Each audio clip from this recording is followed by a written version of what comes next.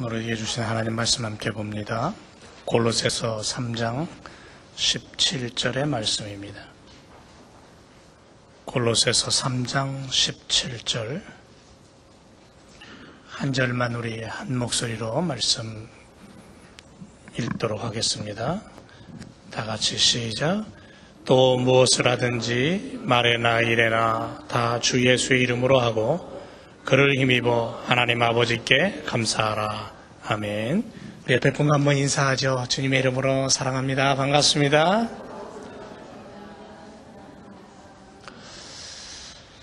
지난 시간에 이어서 감사를 하는 자로 살자 두 번째 시간입니다.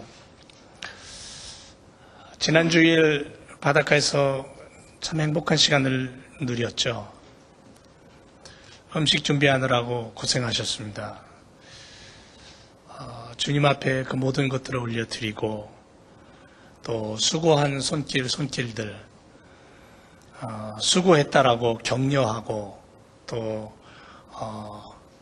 그럼에도 불구하고 계속 수고하십시오라고 우리 그런 칭찬의 말을 올려드리고 싶습니다. 정말 수고 많으셨어요. 딱 밑에서 함께 운동을 할 수 있다는 것도 얼마나 기쁜 일인지 모르겠습니다. 감사는 넉넉하고 풍족하고 흔할 때 하는 것만 아니에요. 그때만 있는 게 감사가 아니죠.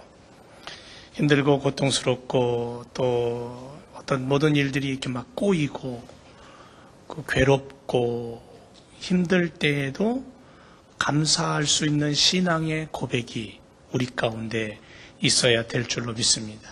우리들에게 그런 게 필요해요. 우리를 구원하신 하나님을 의지하는 신앙의 자세를 가질 때에 그 하나님과 함께 우리는 진정으로 감사할 수 있는 삶을 살게 될 것입니다. 며칠 전에 우리 은율이가 페이스메이커라는 수술을 했어요. 어린 것이 참 잘 참아냅니다. 이겨내는 모습을 이렇게 봅니다. 수술은 잘 마쳤다고 합니다. 그런데 지금 이제 수술 경과를 지켜보는 중인데요. 할아버지인 제가 은율이를 보면서 감사가 이렇게 파도 밀려오듯이 밀려옵니다. 그럴 때가 참 많아요.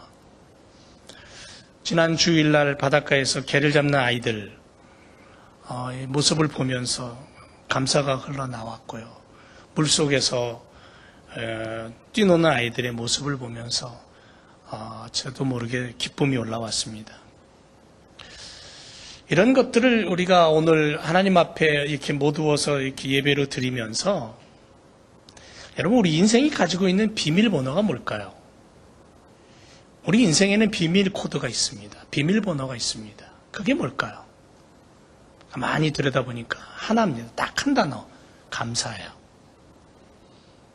인생이란 감사라는 것으로 설계되어 있습니다. 틀린 말 아니에요. 히브리어에 가서 감사라는 단어를 찾아보니까 토다라고 되어 있습니다. 무슨 뜻이냐면 감사를 드린다. 헬라어에 가서 감사라는 단어를 찾아보면요, 유카리스티아라는 단어입니다. 감사한 마음이라는 의미를 갖고 있어요. 또 카리스라는 단어도 있거든요. 무슨 뜻이냐면 기쁨, 호의라는 뜻을 가지고 있는 단어입니다. 자, 이렇게 감사라는 단어를 히브리어나 성경을 쓰고 있는 히브리어나 또는 신약 성경을 쓰고 있는 헬라어나 이렇게 그 단어들을 의미를 찾아서 우리가 그것을 살펴보면 종교적으로 인간은 하나님과 관계 속에 있다라는 거예요. 그래서 감사하는 인간, 호모 그라티아, 감사하는 인간이라는 의미를 지니고 있어요. 하나님으로부터 생겨난 피조물로서 인간은 무에서 창조되었다라는 의미를 지니고 있어요. 하나님의 손길, 하나님의 숨결이 들어있다라는 것을 기억해야 된다는 거예요.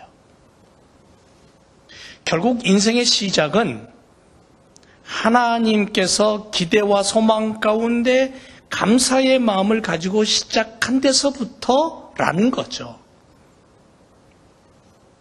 그러므로 은혜와 고마움에 대한 감사하는 인간, 이 감사하는 인간, 이것이 인간됨에 참된 모습이다라는 거예요. 그래서 인간에게 있어서 감사가 빠지면 인간의 모습을 잃어버리는 거죠. 언젠가 제가 말씀드렸습니다만은 제가 공주에, 오래전에 공주 시골에서 목회할 때에, 며칠이면 이제 그 도시로, 이제 수확을 해갖고 도시 시장으로 내보내야 될 잘 익은 수박을 보면서 수박밭에 신방을 갔더니, 제가 목회했던 공주는 고냉지 농사를 지었기 때문에 큰 수박이 길쭉한 그런 수박을 재배했던 지역이에요.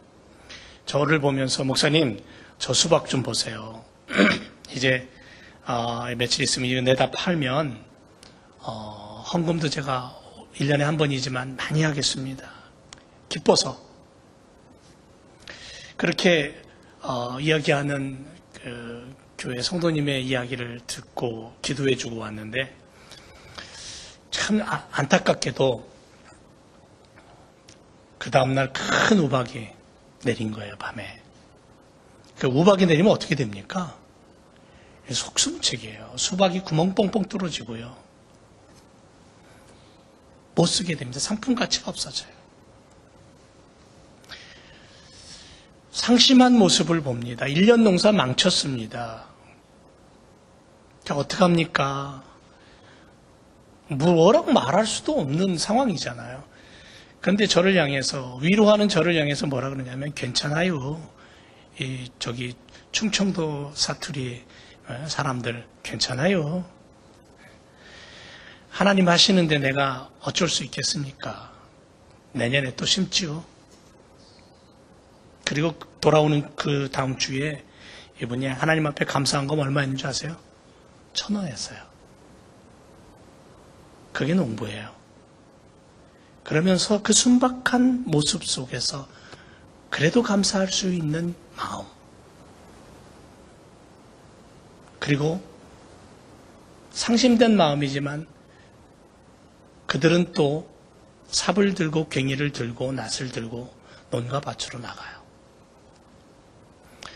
비누 공장을 운영하던 한 중년의 청년 젊은이가 있었습니다.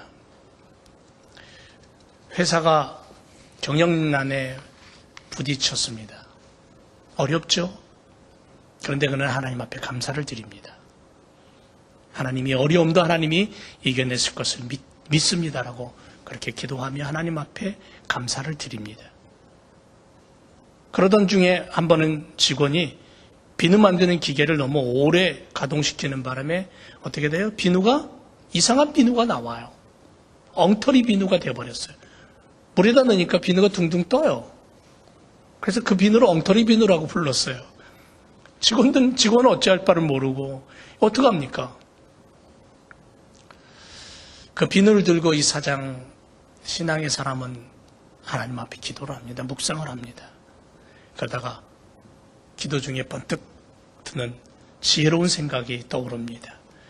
목욕탕에서 이 비누를 쓰면 어떨까? 물 위에 둥둥 뜨는 비누니까. 그래서 그것을 팔기 시작을 했습니다. 물에 둥둥 뜨는 비누. 그 비누의 이름이 뭐냐면 아이보리예요. 지금도 우리가 쓰고 있죠. 폭발적인 인기를 얻고 거부가 됩니다. 이 사람이 누구냐면 할레이 프로톡이라는 사람입니다. 신시내티에 공장을 가지고 있죠. 하나님께 감사하고 어려운 중에도 하나님을 향해서 믿음으로 서고 하나님이 주시는 더 큰 축복을 바라보고 이 믿음의 사람의 모습이죠. 그러므로 성도들의 삶은 감사가 끊어지면 안 돼요. 있어도 감사, 없어도 감사. 건강해도 감사, 병들어도 감사. 오직 하나님께만 영광을 올려드리며 감사를 낳을 수 있는 감사의 사람. 그래서 감사가 감사를 낳는 삶을 살아가라. 우리 제일교회 성도들은 그런 감사의 삶을 살아가는 믿음의 삶을 살아가시기를 주님의 이름으로 축원을 드립니다. 그러면 우리가 감사로 살아갈 때 어떤 감사를 해야 되냐면, 첫째는 땀을 흘릴 줄 아는 감사의 성도가 되어야 된다는 거죠. 하나님은 범죄한 인간에게 형벌을 내리십니다. 그게 뭐냐면 남자는 땅을 일구며 땀을 흘리라 그랬습니다. 그래야 먹고 살 수 있다.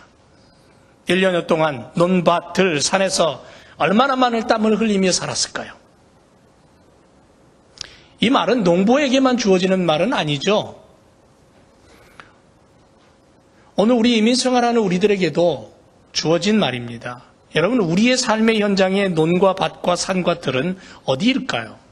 여러분들의 논은 어디입니까? 여러분, 우리들의 밭과 산은 어디예요? 들은 어디입니까? 내가 곡괭이를 들고 내가 삽을 들고 나가서 땀을 흘리며 일구는 밭은 어디냐는 거죠. 오늘 새벽에도 예배를 마치고 우리 남전도에 땀을 벌벌 흘리면서, 오늘도 바깥에 나가면 숨이 퍽퍽 막히잖아요. 그런데도 바깥 뒤에 이 밭에서 그 주변에 있는 나무들을 자르고 풀을 깎고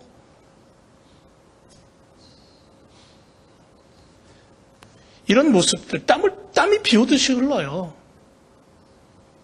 그런데도 그곳에 나가서 그 일을 합니다. 여러분, 우리 인생에 있어서 내가 삽을 들고 나가서 일할 수 있는 밭은 어디인가?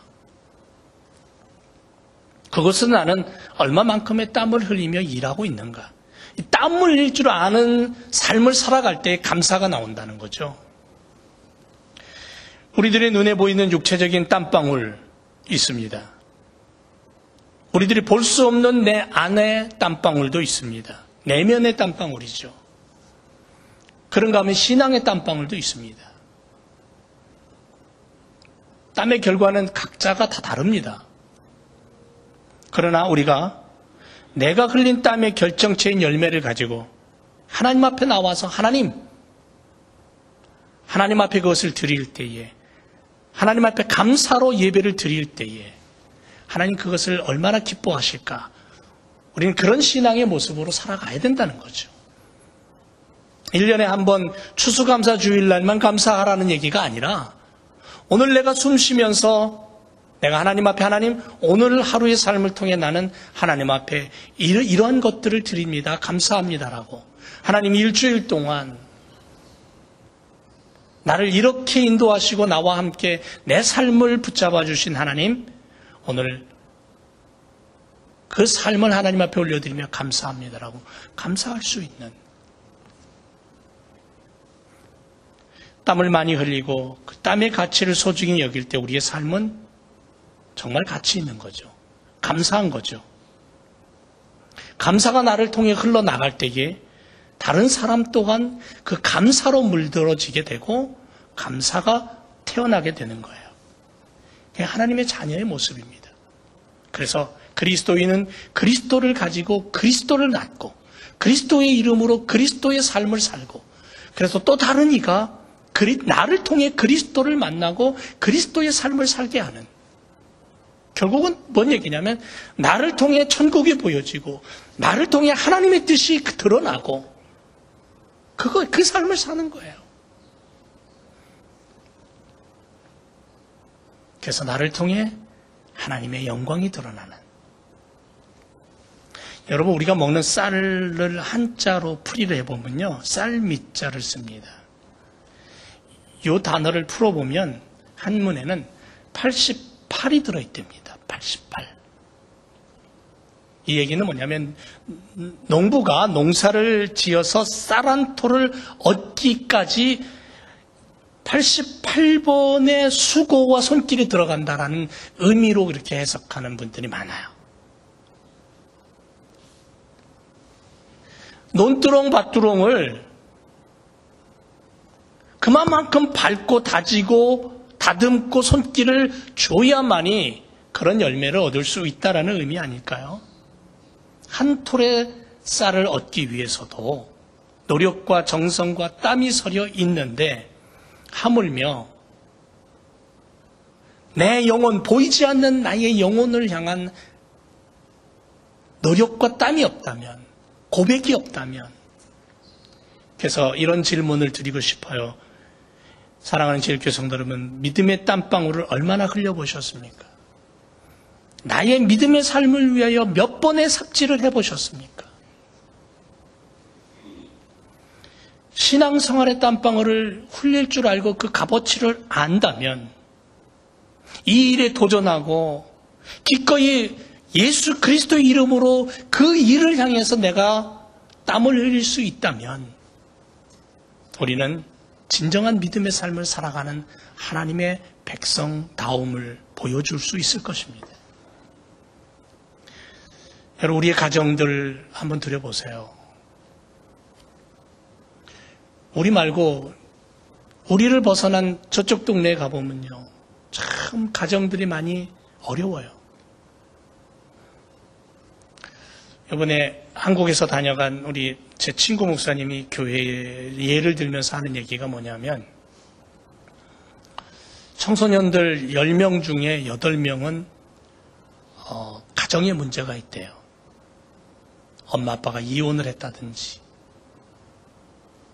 이렇게 가정이 문제가 있는 가정의 아이들이 10명 중에 8명이래요. 심각하다는 거죠. 정상적으로 생활을 하고 정상적으로 커서 가정이라는 그 울타리의 소중함을 아는 아이들이 몇 안 된다는 거예요. 많지 않다는 거예요. 그런 이야기를 들으면서 오늘 우리 제일교회 성도들의 가정을 둘러보고 우리 교회 안에 믿음의 삶의 성도들을 둘러보면서 얼마나 우리가 하나님 앞에 가정을 위해, 교회를 위해 감사의 이름으로 땀을 흘리고 힘쓰고 노력했는가. 그런 부분에 있어서 우리가 한번 좀 엎드려 기도하면서 하나님, 우리 교회를 위해서, 우리 가정을 위해서, 아내와 남편과 부모와 자녀를 위해서 정말 감사의 땀을 흘릴 줄 아는 그러한 믿음의 삶을 허락해 주옵소서. 그런 신앙을 허락해 주옵소서라고 기도하는 우리들이 돼야 될 줄로 믿습니다. 큰 것만이 감사가 아니잖아요. 작은 것도 감사 얼마든지 할 수 있잖아요. 땀을 흘릴 줄 아는 믿음의 삶이 결국은 하나님이 원하시는 삶이고 그것이 감사로 흘러나온다는 거죠. 또 하나는 뭐냐면요, 추수의 기쁨을 알아야 돼요. 저도 일주일에 한 번 정도 교회 뒷뜰에 가서 오이도 따고요, 고추도 땁니다. 예. 여러분들도 그런 분들 계시죠? 우리 남전도에는 아침 저녁으로 교회에 와서 물을 줘요. 그게 얼마나 잘 크는지 몰라요. 땀을 흘릴 만큼, 땀이 흘러내리는 만큼 아픔도 고통도 그리고 힘든 시간도 있었어요. 더 많이 아프고 더 많이 진통하고 낳은 자식이 더 사랑스럽듯이 그렇게 힘쓰고 애써서 노력한 농부가 수확할 때의 그 기쁨, 참 경험해보지 않으면 모르겠죠. 시편 126편에 이렇게 말씀합니다. 눈물을 흘리며 씨를 뿌리러 나가는 자는 기쁨으로 거둔다 그랬어요. 울며 씨를 뿌리러 나가는 자는 정령 기쁨으로 그 단을 가지고 돌아온다 그렇게 말씀해요. 추수의 기쁨이 큰 사람일수록 하나님께 대한 감사 또한 더 크게 나올 수 있는 거잖아요. 추수의 기쁨을 아는 자만이 감사가 흘러나와요. 많이 아팠던 사람만이 작은 아픔도 품을 수 있다 그러잖아요. 많이 힘들었던 경험을 가진 사람은 조금 힘든 사람도 자기의 경험을 통해서 더 많이 사랑하고 품는 그런 마음이 생긴다 그러잖아요. 하나님의 자녀된 성도들은 어떻게 해야 될까요? 성도들의 눈은 보는 것도 달라야 돼요. 느끼는 것도 달라야 돼요. 왜? 주님이 그렇게 사셨기 때문에. 여러분, 성도라는 이름을 가진 우리들은 목표가 어디에 있어야 되냐면 성경에 있어야 돼요. 성경에 예수님이 이렇게 사셨어요. 우리에게 그렇게 보여주셨어요. 삶의 본이에요. 그럼 우리도 그렇게 살아가야 돼요. 100% 예수님처럼 살 수는 없지만 그렇게 예수님 닮아가며 살아야 돼요. 힘써야 돼요. 예수님의 삶을 사복음서에서 가만히 들여다보면 예수님은 참 많이 아파했고요. 참 많이 힘들어했어요. 그런데 예수님은 참 많이 사랑했고 참 많이 아꼈어요. 예수님의 마음은 정말 넓었어요. 그래서 성도들의 삶은 주님의 십자가 고통을 많이 내 안에 담고 그리고 다른 이들을 주님의 이름으로 그렇게 사랑할 수 있고 끌어안을 수 있고 함께 손을 잡아줄 수 있는 그런 삶을 살아야 돼요. 그게 뭐냐면 결국은 감사의 삶이라는 거죠. 사랑하는 제교 성도 여러분, 올 농사 지금까지 어떻습니까? 어떻어요? 한번 좀 여러분 내 스스로를 한번 들여다보면서 7월 이제 중순도 지나고 이러다 보면 어영부영 올 한 해도 다가갔겠는데 올 농사 어떨까? 남전도에서 뒷뜰에다가 해놓은 밭에 고추는 그냥 이만하게 자라고 있고 신나게 상추는 뜯어먹고 있는데 나의 신앙의 밭은 어떤 모습일까? 내 신앙의 추수의 기쁨은 어느 정도일까? 육신의 안목으로 보는 추수의 기쁨도 크지만 보이지 않는 영적인 추수의 수확이 얼마나 클까? 여름이 무르익어가면 가을이 온다라는 이야기고요.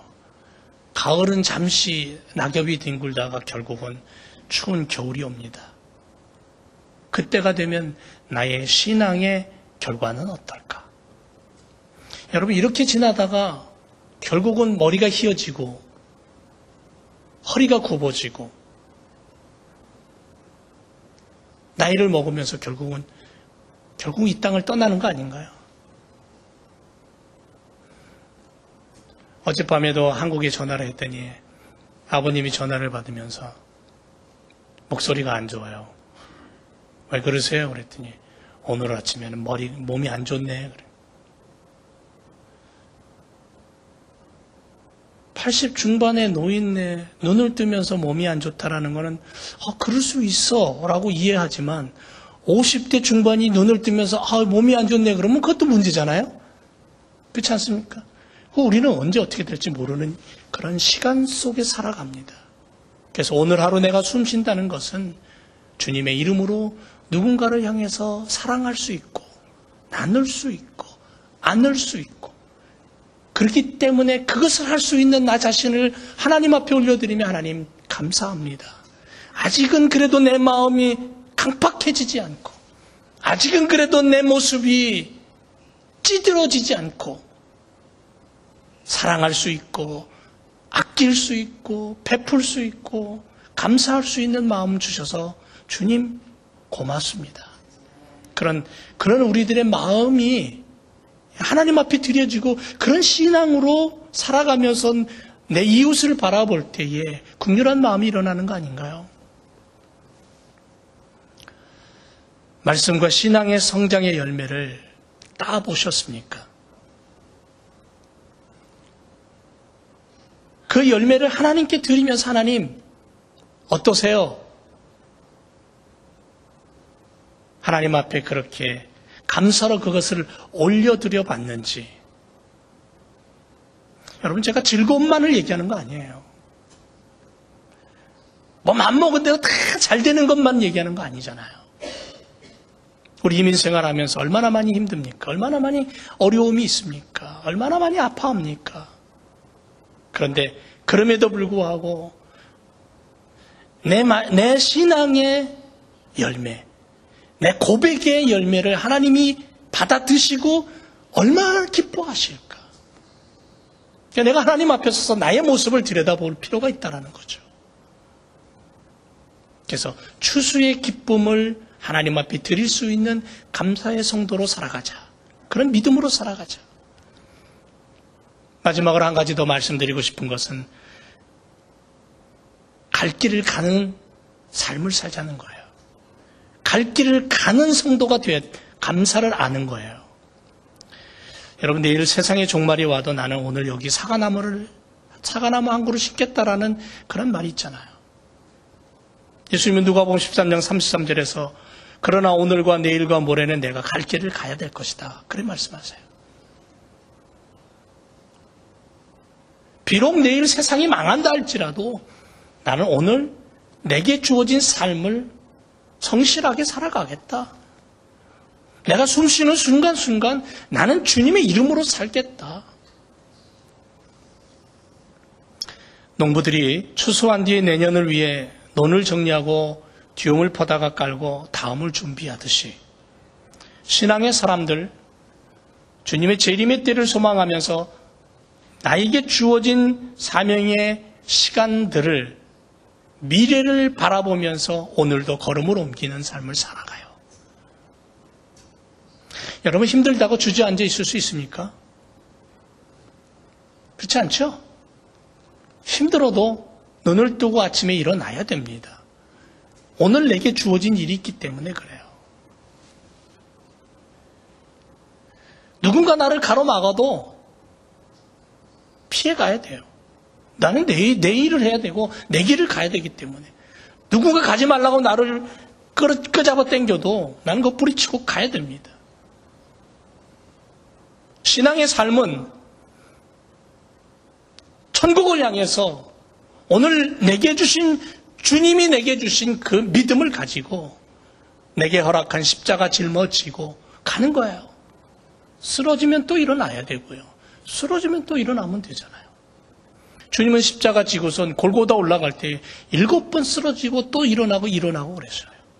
그리고 결국은 그 골고다 언덕 위에서 십자가에 못 박혀 매달려 죽었어요. 그게 주님의 길이었어요. 오늘 우리에게 주어진 길은 내가 가야 돼요. 그것을 가리켜서 다른 말로 얘기하면 종말론적인 신앙의 삶이라는 거예요. 세상이 언제 끝날지 모르지만 주님이 여기 있다 저기 있다 소문이 난리를 치지만 별의별 방법으로 재림의 주님을 이야기하고 끌어당기지만 떠들어들대지만 내일을 준비하며 사는 성도는 성경에서 벗어나지 않는 거예요. 성경을 붙잡고 하나님 말씀 의지하면서 오늘 주님과 함께 감사로 살고 오늘 내게 주어진 기도로 살고 말씀을 붙잡고 하나님의 자녀됨을 실천하며 사는 것, 그거밖에 없는 거예요. 주님 내일 오신다면 얼마나 감사하겠습니까? 그죠? 주님 내일 오시면 여러분들 주님 맞을 준비 됐습니까?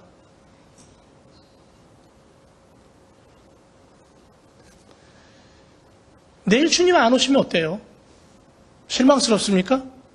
그것도 아니죠. 내년에 오실 수도 있고 내가 죽은 뒤에 내 자녀들 시대에 오실 수도 있습니다.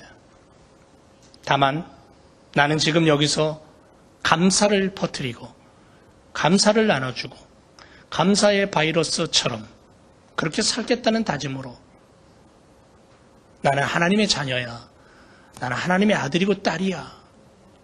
하나님의 자녀는 하나님의 자녀다움을 가지고 살아야 돼. 빈털터리가 된 왕자는요, 비록 빈털터리지만 아버지가 왕의 자리에 있을 때에 자기가 왕자였지만 그러나 아버지가 왕의 자리를 빼앗겨 죽고 왕자가 빈털터리인 거지가 되어도 그는 왕자로 살아간답니다. 우리는 왕의 자녀예요. 만왕의 왕 되신, 왕이신, 만군의 왕이신 하나님의 자녀예요. 이 땅에 아무리 우리를 짓밟는다 할지라도 결국 우리는 왕의 자녀예요. 하나님의 자녀예요. 만왕의 왕 되신 그분의 자녀예요. 그렇다면 우리가 이 땅을 살아갈 때 때로는 고통이 밀려오고 때로는 우리를 쓰러뜨리는 회오리 바람이 mon다 할지라도, 그래서 쓰러지고 넘어지고 자빠져도 우리는 다시 일어나야 돼요. 왜? 우리는 왕의 자녀이기 때문에. 우리의 길을 가는 거예요. 우리의 길은 어디입니까? 주님 내게 주신 십자가 짊어지고 저 천성을 향해 가는 거예요.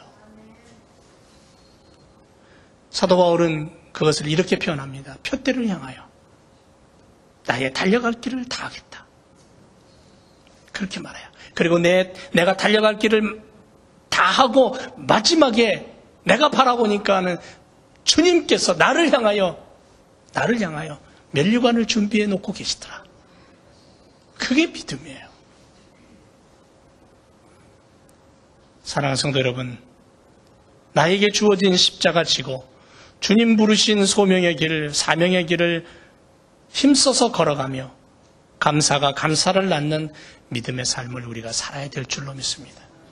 여러분, 내 옆에 있는 아내, 남편 또는 내 자녀들, 그리고 교회를 벗어나면 내가 만나는 친구들 또는 다른 어떤 이들, 그들을 향해 내가 하나님의 자녀임을 가지고 하나님의 복된 하나님의 아들, 딸임을 가지고 그들을 향해 그리스도의 이름으로 감사를 나누고 사랑을 나누고 믿음을 나눌 수 있는 그런 삶을 우리가 살아야 될 줄로 믿습니다.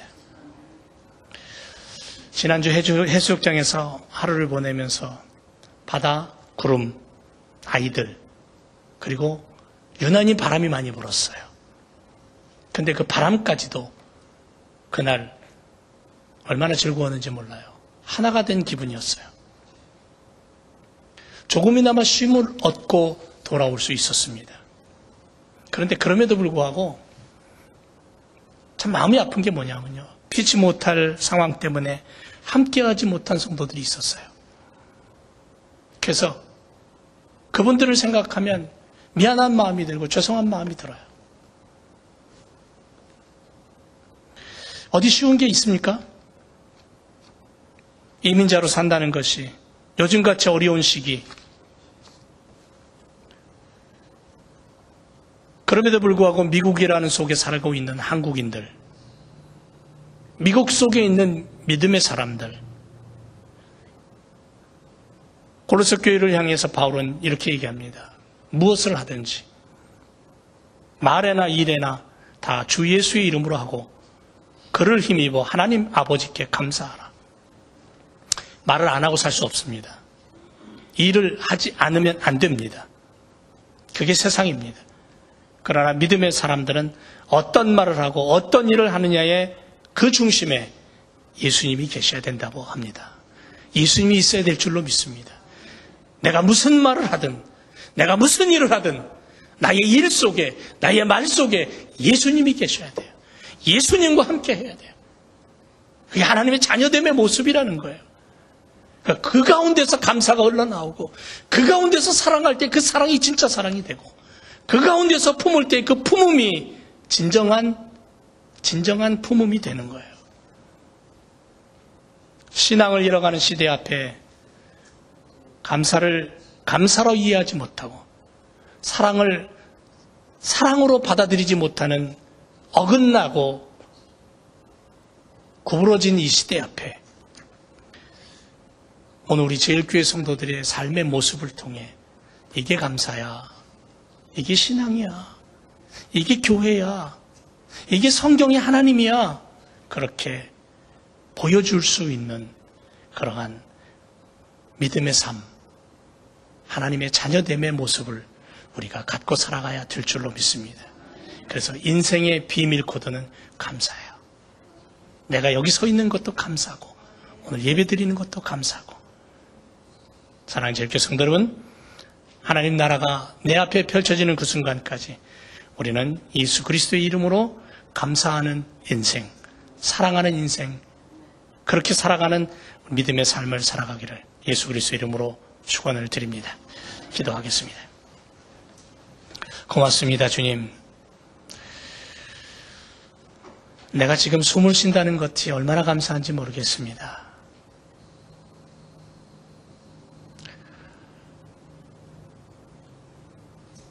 한순간을 내가 움직일 수 있다는 것이 하나님 감사합니다.